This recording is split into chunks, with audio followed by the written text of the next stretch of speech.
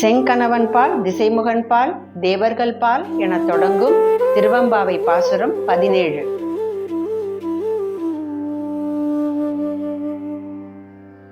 பிரம்மா, திருமால் இவர்களுக்கே காட்சி கொடுக்காத சிவபெருமான் நம் இல்லங்கள் தோறும் எழுந்தருளி கருணை மழையை பொழிகிறார்.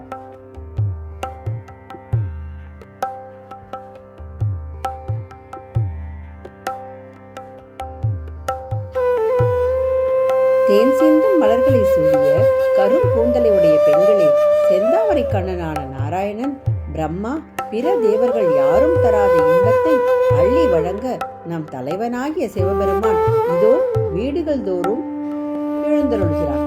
அவனது தாமரை போன்ற திருவடிகளால் நம்மை ஆட்கொள்ள சேவகன் போல இறங்கி வருகிறான்.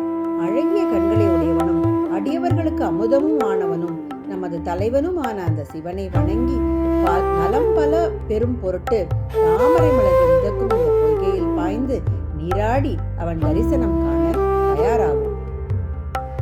அடியவரின் தூய்மையான அன்புக்கு ஆட்பட்டு மிகவும் எளிமையான சேவகன் போல் அவர்களின் வீடுதோறும் வந்து தேவர்களுக்கெல்லாம் கிடைக்கப்பெறாத இன்பத்தை தந்து அடியவர்களுக்கு தருகின்ற கருணை உள்ளவன் இறைவன் என்கிறார் மாணிக்கவாசகர்.